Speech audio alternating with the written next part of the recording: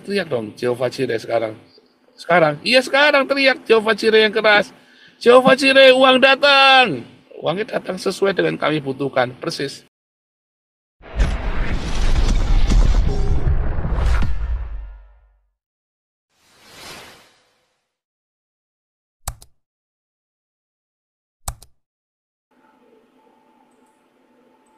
Lanjut. Nah, ini kalau udah mau firman Tuhan baru rame-rame dah ini. Nanti kita benar-benar harus berhenti jam 9 ya, 40 menit lagi ya. Jam 9 kita berhenti, kita langsung firman Tuhan ya. Jadi Anda sudah ngantri pun saya ignore ya, saya tinggal. Karena kita panjang firman Tuhannya hari ini masih tentang akhir zaman nanti Kristus. Ya. Oke, ada lagi?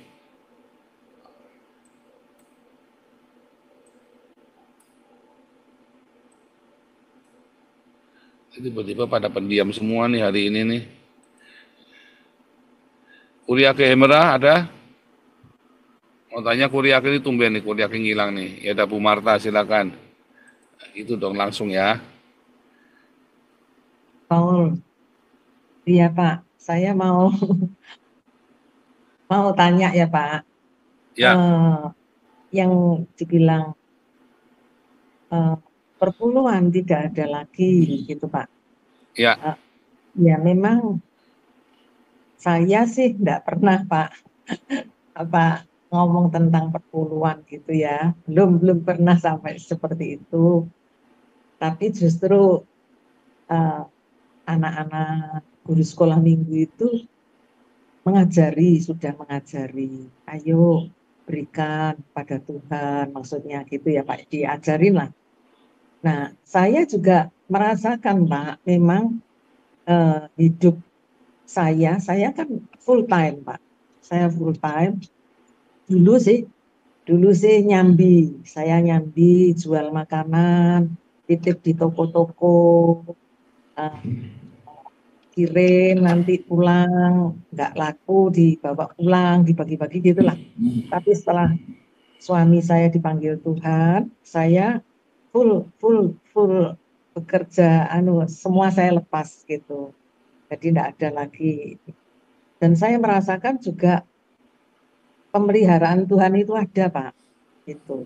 Ya, melalui mereka memberi, Pak. Bahkan bahkan bukan jemaat juga, Pak. Maksudnya ya mereka sudah di luar, mereka sudah ya mengirimkan. Saya tanya, untuk apa ini? Untuk dia manggil saya tante. Dia untuk tante pelayanan. Dan saya percaya kalau Tuhan percayakan itu pasti ada sesuatu yang perlu dijangkau gitu Pak. Jadi saya ya bersyukur, saya hidup, saya tidak khawatir. Bahkan kalau ada kerinduan apa ya dalam hati saya, kerinduan untuk apa itu, saya banyak berdoa kepada Tuhan loh Pak. Nah saat itu ya juga Tuhan itu bisa pakai banyak cara Pak. Jadi saya tetap percaya ya, mungkin bukan sepersepuluhnya lah orang-orang memberi, tapi itu juga berkat Tuhan gitu Pak. Ini saya ngomong gitulah.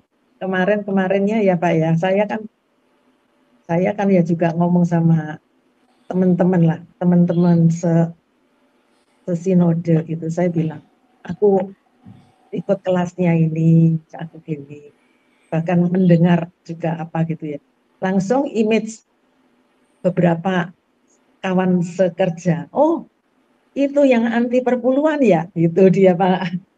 Ngomong sama Pak Paul itu gitu.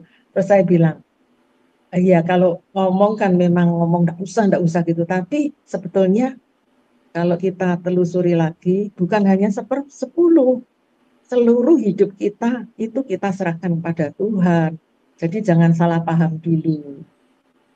Makanya saya ya tetap masih ada di sini. Saya bilang gitu, walaupun keras, kata-katanya keras, tapi kita kan ya introspeksi lah. Jangan sampai hedonisme, jangan sampai nggak memperhatikan. Justru kita ini kan yang dipercaya gitu aja. Itu Pak. Jadi saya ya pernah Pak, dia tanya dengan satu komunitas kelas di sini, dia katakan, ibu kok anu ya Bu, ibu tetap di sini. Maksudnya ibu betah gitu. Maksudnya apa Pak? Nah, ibu kan punya komunitas sendiri, tapi ibu nggak apa-apa ya? Oh, nggak apa-apa, saya bilang. Nggak apa-apa, saya bisa mempertanggungjawabkan kok, walaupun kepada jemaat, walaupun pada sesama hamba Tuhan, saya akan tanyakan kalau saya nggak nggak ngerti gitu loh Pak. Nah, dalam hal sepersepuluh ini, bagaimana menurut Pak Paul gitu? Betul. Iya Jadi Pak. banyak orang nggak mengerti ya ketika bilang perpuluhan itu sudah nggak perlu lagi. Yang bilang adalah ritual ya. Yang saya bilang adalah ritualnya. Karena pendeta-pendeta ini kan mengajarkan ritualnya. Yang salah adalah mengajarkan ritualnya 10%, lalu ngambil ngutip-ngutip ayat-ayat 10% tadi kan ayat-ayat 10% dan kesaksian 10% kan, kesaksian-kesaksian testimoni kan. Oh ini saya diberkat perpuluhan, saya diberkati Tuhan berlipat kali ganda, tadinya saya takut, tapi saya di perpuluhan, akhirnya saya pulih dari hutang saya. Banyak yang orang bayar perpuluhan, utangnya tambah banyak. Padahal rajin bayar perpuluhan ke gereja. Saya pernah ngomong-ngomong sama satu kolega saya, ya, dia seorang seorang apa namanya, seorang kaya dan dia punya selingkuhan. Bukan nuduh, memang dia punya selingkuhan. Dia seringkali kalau selingkuh itu mau ke Jakarta, dulu kan saya masih di Bali. Kalau mau ke Jakarta, yuk Pak Paul nengokin keluarganya Pak Paul di Jakarta. Nanti Pak Paul nanti ini, terus yang ngajari yang bikin ini, saya suruh bikin surat panggilan undangan rapat di Jakarta. Nanti sama saya rapat di Jakarta memang, meeting berdua di mall, di mana meeting rapat, nggak bohong kan. Tapi dia ngajak selingkuhannya, terus dia tidur di hotel sama selingkuhannya itu. Nah, tapi orang ini ngomong sama saya nih, saya sampai hari ini nggak lupa. Loh, Pak Paul masih ini nggak suka sedekah begitu? Oh saya kan kasih 10% ke gereja Pak. Terus dia bilang, percuma Pak, saya sudah pernah praktek Pak. Loh, iya nggak ada efeknya. Saya itu sekarang mulai kalau ada orang miskin, ya sedekahan, Pak, saya kasih lebih dari 10% Pak. Saya tuh selalu ada apa ya? Ya, dia bilangnya yang di atas tuh selalu berkati saya. Percuma Pak, 10% ke gereja itu bojai. Itu cuma buat pendetanya top Pak, pendetanya tambah kaya. Sementara kita itu nggak diberkati. Ini orang selingkuh loh, tapi bisa ngomong berkat-berkat segala macam. Dan saya perpuluhan, ya waktu itu kan saya tetap perpuluhan. Dan memang sebenarnya tidak ada guna. Saya itu kalau bilang ayat, tak uji benar ya. Anda memberikan 10% ke gereja itu hanya berguna buat organisasi, ya kalau organisasinya itu memanfaatkan perpuluhan, dan kedua berguna bagi pendetanya kalau pendetanya makan dari perpuluhan. Lalu banyak orang mencaci maki saya, ya kamu enak begini. Sebentar, saya di Eropa dari hari pertama kali saya melayani Tuhan 2015 dan saya masuk Eropa 2018, saya tidak pernah minta-minta perpuluhan sama orang. Dan saya tidak pernah mempengaruhi orang untuk bayar perpuluhan ke saya, bahkan ketika komunitas kita sudah tiap bulan ngasih ngumpulin 500 juta lebih tiap bulan ya, saya nggak pernah minta 10% dari itu loh. Padahal kan saya punya hak untuk minta kan, 10% dari yang kita kumpulin, jadi 50 juta kan. Saya punya hak loh buat minta itu loh, secara aturan organisasi gereja Pentakosta Karismatik yang saya pernah di sana. Saya berhak minta loh itu dari yang sudah dikumpulkan itu. Makanya lihat ya pada youtuber kan, setiap kali ada donatur kumpulkan mereka ngambil. Semua, nggak ada yang enggak. Semua pasti ngambil. Cuman saya yang tidak. Cuman saya. Karena itu bukan ajaran Tuhan Yesus. Ya, makanya di dalam perjanjian baru tidak pernah ditekankan perpuluhan. Kenapa? Karena perpuluhan ini kan ke bait suci. Maleakhi 3 kan, supaya ada persediaan makanan.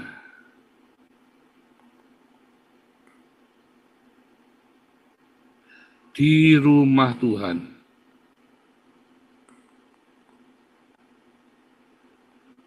Lalu bait sucinya ini kan diganti menjadi gereja kan? Ya kan? Tapi di rumah Tuhannya persediaan makanannya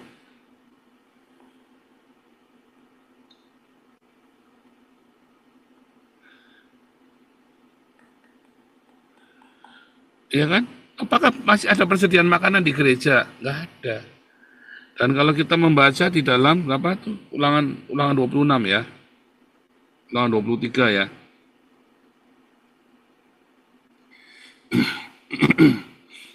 Ulangan 23 ya. Saya lupa ya. Tentang perpuluhan ya. Tentang persembahan perpuluhan ya. Ulangan, oh bukan ulangan.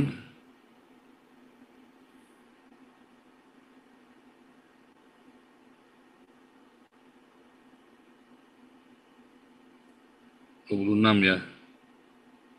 Ini ya. Apabila tahun ketiga, tahun ke-9 persepuluhan, engkau sudah selesai mengambil persembahan persepuluhan, maka engkau harus memberikannya kepada orang Lewi, orang asing, anak yatim, dan pada janda, supaya mereka dapat makan di dalam tempatmu dan menjadi kenyang. Ya kan? Terus diulangi lagi, dan harusnya engkau berkata di hadapan Tuhan, Allahmu, telah kupindahkan persembahan kudus itu dari rumahku, dan kuberikan kepada orang Lewi, kepada orang asing, anak yatim, dan janda, tepat seperti perintah yang telah kuberikan padaku, tidak kulangkai atau kulupakan sesuatu dari perintahmu itu. Ya. Itulah yang namanya persediaan makanan. Ya, Lewi, pendeta dan para full-timer, para janda atau miskin, orang miskin, anak yatim ya. Yatim ya.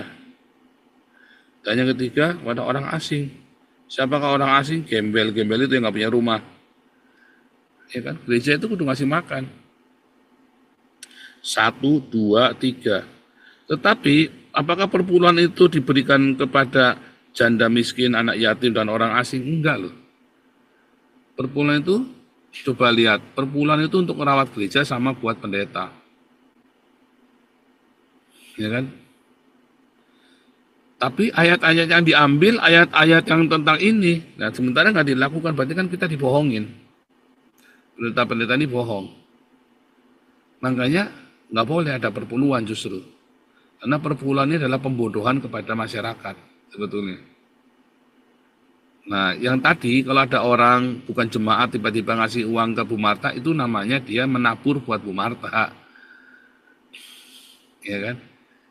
Nah, itu beda lagi Bu Marta. Menabur itu bukan perpuluhannya dia.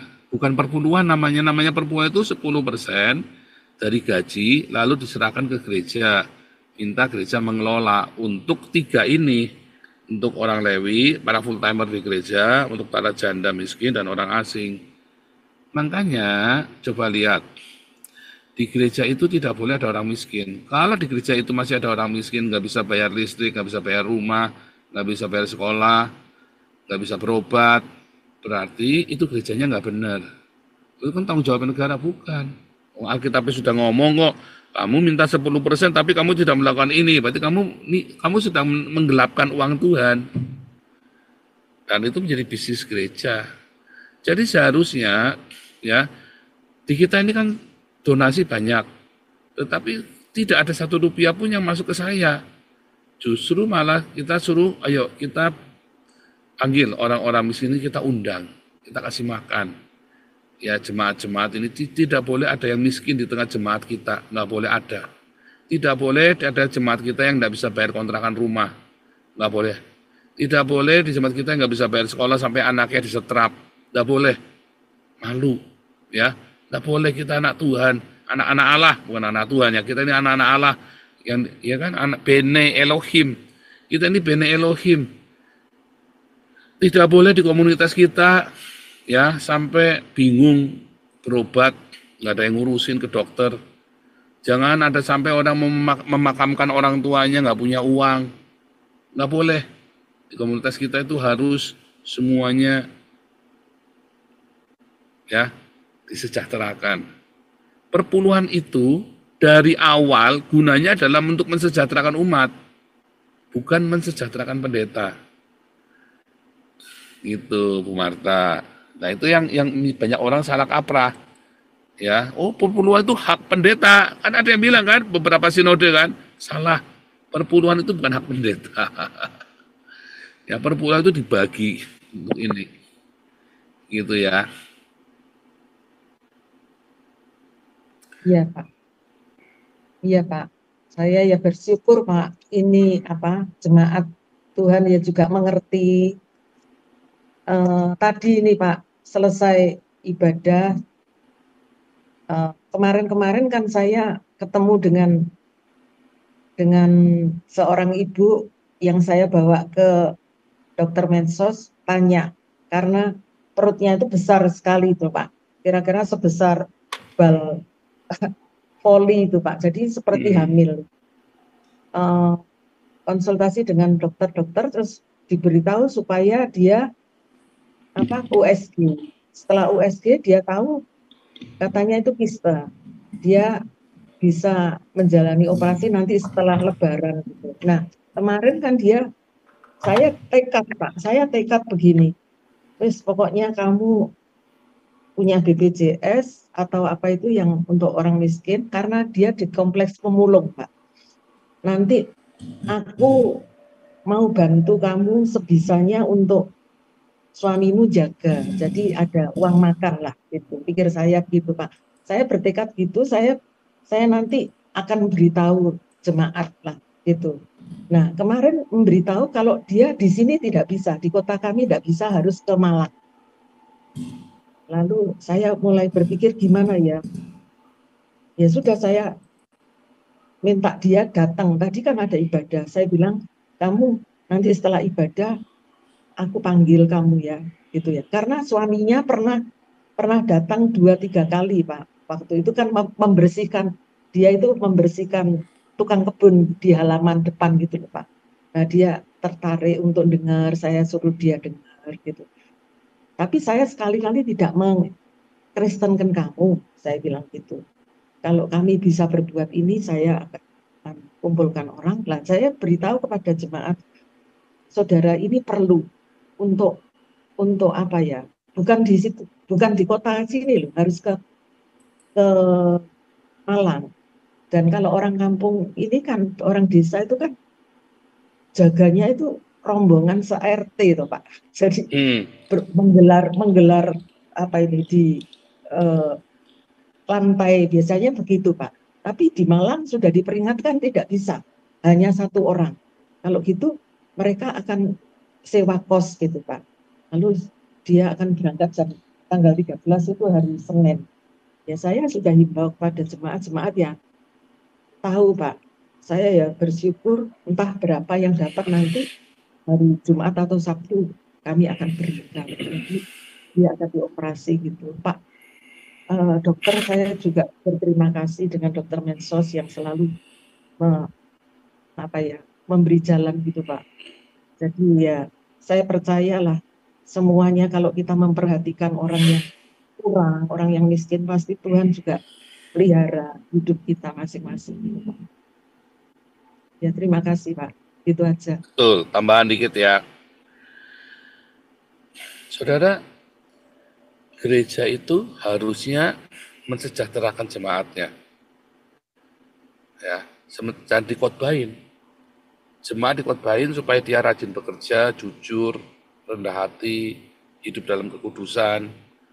Tetapi nggak bisa cuma ngomongin toh kamu harusnya rajin kerja, begini, begitu. Sementara anak-anaknya orang yang kita omongin lapar. Nggak boleh tuh. Jadi waktu kita ngomongin, kita kudu ngasih.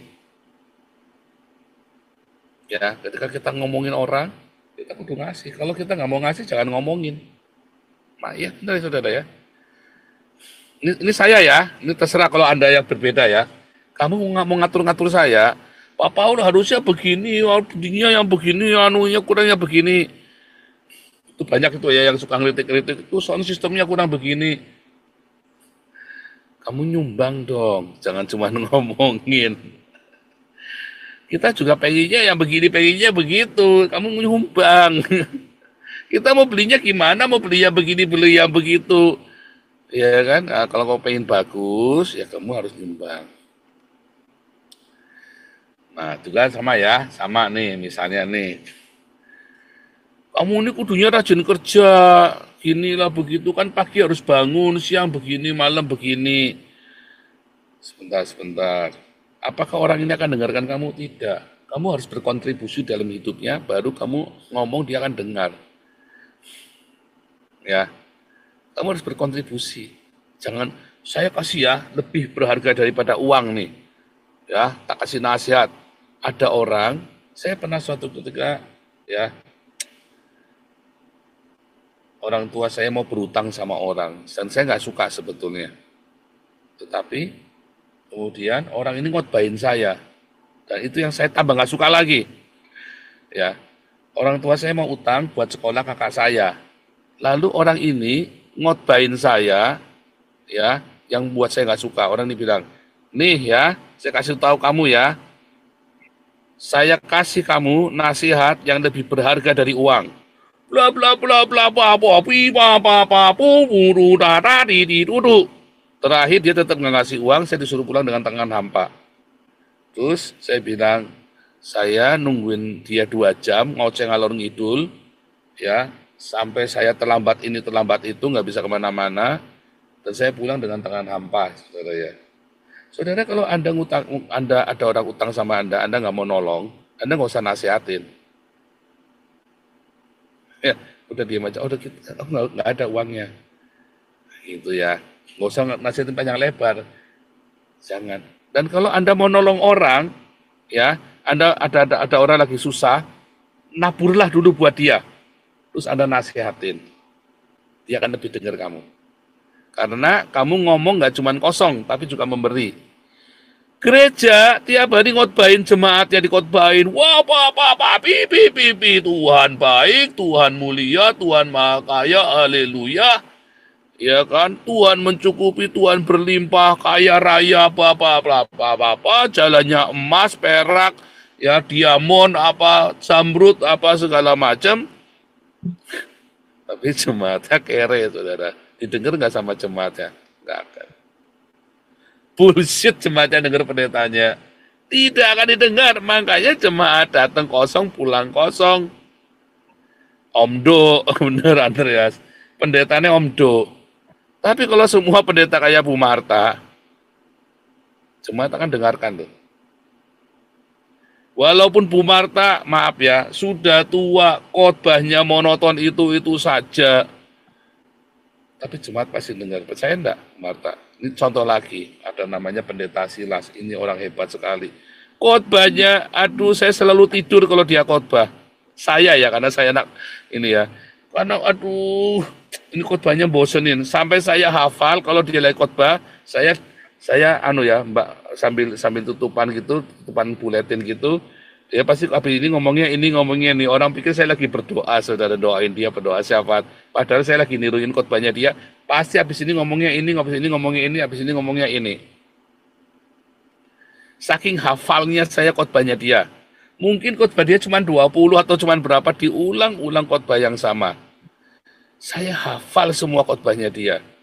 Ada Hakimnas, ada khotbahnya Sita Surga Neraka, saya dengar, tetapi si pendeta ini didengar oleh jemaatnya semuanya. Kenapa? Karena si pendeta Silas ini kalau pergi kemana-mana dia pasti bawa sembako, dia pergi kemana-mana dia pasti memberkati jemaatnya yang miskin-miskin itu. Akhirnya yang kaya pun mendengarkan dia. Pasti didengar. Jadi kesalahannya para pendeta, ya, karena dia tidak memberi, tidak memelihara jemaatnya jasmani dan rohani. Makanya nggak didengar sama jemaatnya. Tadinya jemaatnya cuma mau datang cuma pengen sembako. Tetapi lama-lama dia dengar, mesti tak dengar ah. Didengar. Dan banyak yang bertobat. Ya, Itu rahasianya Bu Marta. Makanya jemaat mereka kata saya yakin Bu Marta lakukan itu tiap hari, ya jemaatnya akan bertumbuh dengan cepat. Ada masa-masanya stuck dulu karena orang kan butuh konsisten kan nih ini Ibu Pendeta Marta ini kan. Wah, begitu konsisten tiba-tiba tumbuhnya tuh cepet loh Bu Marta. Pertumbuhan jemaat itu cepet ya. Ini rahasia pendeta pada nggak ngerti. Betani kenapa tumbuh cepat? Ayo, sama bagi sembako Betani itu semua jemaat yang datang begitu miskin, anaknya sekolah dibayari, Betaninya kami ya. Saya nggak tahu kalau Betani yang lain. Tapi kalau Betani tempat kami semua begitu. Udah gitu khotbahnya kemakmuran terus, perpuluhan jalan, tetapi bagi makanan juga jalan loh. 3 tahun bikin gereja Betani pasti nombok. Kenapa? Ya karena dapat bagi-bagi sembako, bagi-bagi makanan, bagi-bagi uang, anaknya sekolahin. Makanya harus orang kaya, yang mendirikan Betani itu harus orang kaya, harus pengusaha atau orang kaya. Kalau enggak pasti nombok 3 tahun.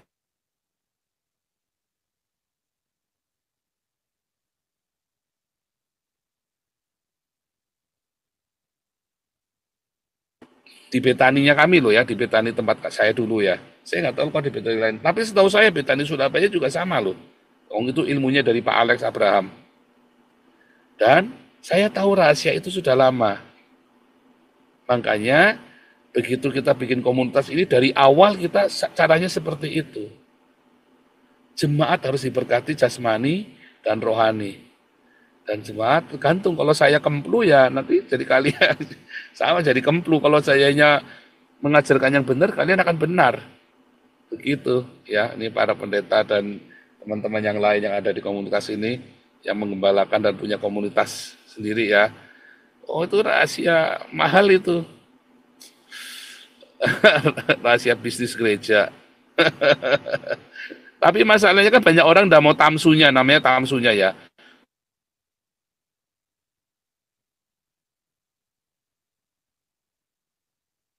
Bener nggak? Keenakan dia dong, bahasa itu loh pendeta. Nah kalau saya ngajari anak, bukan keenakan dia, memang itu kerjaan kita. Rekening saya selalu kosong ya, kalau Anda cek rekening saya kosong. Rekening saya selalu kosong. Kita ada berkat, kita bagi. Kita ada berkat, kita tahu ada orang membutuhkan, kita bagi. Ada berkat. Ini saya bukan pamer, saya ngajari Anda, ini pun saya lakukan. Jadi saya nggak kosong, nggak cuman, nah itu tadi nggak cuman omdo, saya pun lakukan. Dan ketika saya nggak punya uang, kalau benar-benar orang itu membutuhkan dan butuh pertolongan, saya akan telepon orang yang punya uang, kamu mau nabur buat dia. Tapi kalau buat saya pantang minta buat diri saya sendiri. Karena Tuhan nanti yang akan memberi, entah datangnya dari mana. Makanya saya nggak pernah minta-minta. Sampai Tuhan tiba-tiba yang ngasih. Buat saya, kalau saya butuh sesuatu, ya kan, maka Tuhan yang sediakan, Jehovah Jireh. Tanpa saya harus meminta-minta kepada manusia, apalagi utang. Ya, Tuhan yang sediakan. Kalau Tuhan tidak kasih, berarti saya nggak perlu melakukan itu. Gitu ya. Kalau Tuhan nggak kasih, berarti Tuhan nggak berkenan. Kalau Tuhan berkenan pasti Tuhan kasih. Dan saya nggak perlu kemerungsung. Hatinya nggak perlu gelisah. Kalau dulu saya kudu harus. Kalau perlu utang. Nah, kalau sekarang saya udah nggak mau lagi. Bentar. Itu ya Bu Marta ya. Tapi luar biasa. Ya, Saya yakin kalau Bu Marta konsisten, itu jemaatnya bertumbuh nanti. Dan jemaat itu nanti akan diloloskan dari berbagai macam masalah loh. Jemaatnya Bu Marta itu. Kalau konsisten ya. Percaya deh. Nah kalau ada orang ngasih uang sama Bu Marta, ya diterima masa ditolak. Itu kan bukan perpuluhan. Orang kan memberkati, ya boleh-boleh saja. Jangan munafik. Kalau ada orang uang ngasih saya, tak terima. Kalau saya surplus, selalu saya bagikan ke orang. Itu urusan saya, tanggung jawab saya dengan Tuhan. Kalau saya surplus saya bagian ke orang. Kalau saya lagi kurang saya diem saja. Jehovah Jireh. Saya cuma bilang berapa bulan yang lalu ya. Kita lagi kurang uang banyak nih. Ternyata salah ngitung kita kemarin ya. Eh, Salah ada selip, ada pengeluaran, tiba-tiba pengeluaran besar, kita mesti bayar ke Kementerian atau bayar apa gitu ya. Wah, saya bilang, terus pagi-pagi, aduh gimana ya uangnya kurang. Kamu teriak aja Jehovah Jireh, saya bilang sama Ana kan. Jehovah Jireh uang datang. Siangnya uang datang beneran. Ana sampai bangga banget, ini aku yang bilang Jehovah Jireh loh. Iya, gitu kan. Biasanya kan miracle yang saya suruh bikin, kan anak saya yang cewek itu yang saya suruh teriak Jehovah Jireh. Teriak Jehovah Jireh, uang datang. Sekarang kalau dia bilang Jehovah Jireh, uang datang beneran. Jadi saya bilang sama anak, kali ini kamu yang bilang. Oleh anak-anak nggak ada. Si Wisely di kota lain, lagi kan kos kan. Anak saya miracle sudah berangkat sekolah. Maka kita ngelihat, waduh, ketutup nggak di segini nih. Kamu teriak dong Jehovah Jireh sekarang. Sekarang, iya sekarang teriak Jehovah Jireh yang keras. Jehovah Jireh, uang datang. Uangnya datang sesuai dengan kami butuhkan, persis. Ajaib ya Tuhan ya. Dan orang ini ngomong, ini uang saya kirim dari Amerika ya. Saya kirim khusus buat Pak Paul ya, bukan buat yayasan ya. Ngomongnya clear loh. Ini buat Pak Paul ya, bukan buat yayasan. Clear, ngomongnya clear sekali tuh. Gitu ya. Jangan takut. Hamba-hamba Tuhan yang dengarkan ini jangan takut. Anda jangan ngejar-ngejar perpuluhan. Percayalah, kalau kamu kejar-kejar perpuluhan, hatimu akan bengkok. Khotbahmu tidak akan penuh kuasa. Percaya saya. Tapi kalau hamba-hamba Tuhan yang jaga hatinya dari uang, teriak sama Tuhan, Jehovah Jireh uang datang. Datang itu uang beneran. Ya, atau ada butuh bayar sekolah. Kalau bayar sekolah itu tidak perlu pakai uang. Jehovah Jireh, masalah sekolah beres. Karena seringkali solusinya bukan uang. 90% dalam hidup saya yang membutuhkan uang, solusinya bukan uang. Ya, 90% hidup saya selama saya ngamatin ya, yang masalah uang, ternyata solusinya bukan uang. Ke rumah sakit kan butuh uang. Enggak. Kamu bukan butuh uang buat ke rumah sakit, kamu butuh sembuh. Iya kan? Sekolah kan butuh uang waktu saya kuliah dulu kan. Enggak, saya tidak butuh uang buat kuliah. Saya butuhnya, saya bisa kuliah, nggak berhenti, beasiswa. Makanya saya dapat banter, dapat super semar, dapat beasiswa dari agen dosen. Solusinya bukan uang, saya tidak terima uang. Jadi uang masuk rekening dari kampus, dari sponsor, langsung buat bayar kuliah. Solusinya bukan uang, solusinya adalah, ya itu masalah itu selesai. Nabrak mobilnya orang, waduh uangnya habis ya banyak ini begini pan nggak sengaja ya, aduh kita salah gini. Ternyata setelah ketemu tahu kita, udahlah nggak usah diganti pada asuransinya, kan kamu tidak perlu keluar uang. Banyak sekali masalah di dunia ini yang membutuhkan uang, tetapi solusinya ternyata bukan uang. Ya, itu ya, makanya di perjanjian lama Tuhan kasih 10%. Supaya hatimu jangan tergantung sama uang. Itu ya, 10%. Karena 90% masalah di dunia ini, solusinya bukan uang. Ya, oke. Walaupun Anda bisa menyelesaikan dengan uang, tapi sebenarnya bukan dengan uang. 90% masalah di dunia ini, solusinya bukan uang. Ya, seringkali ya, tetapi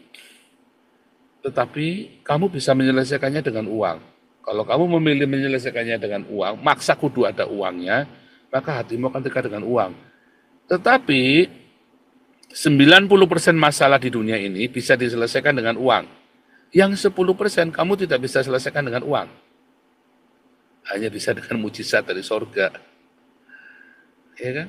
Kamu punya uang pun kamu tidak bisa membeli istrimu yang kabur, yang karena sakit hati bukan karena uang. Kaya raya bisa ditinggal istrinya. Kamu punya uang pun kamu tidak bisa membeli anakmu yang sudah kena narkoba supaya dia bertobat. Ya kan?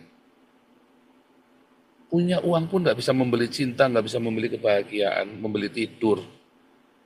10% dari masalahmu tidak bisa diselesaikan dengan uang, hanya bisa dengan mujizat.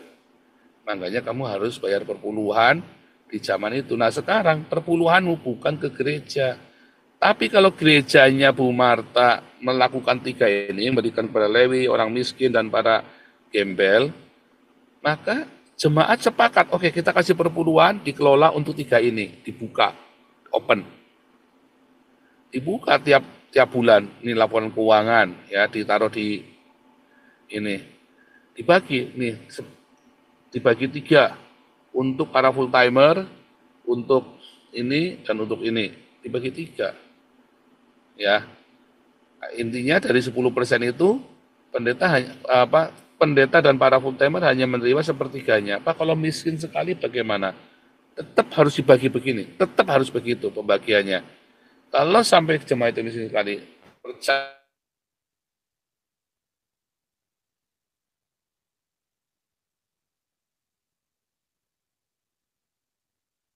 ya. Oke, lanjut Pak Kayan. Masih. Ya, luar biasa Bu Marta. Tuhan memberkati jemaatnya ya, luar biasa jemaatnya. Masih, Pak Pak. Kayan. Ya Pak, terima kasih. Shalom. Ya,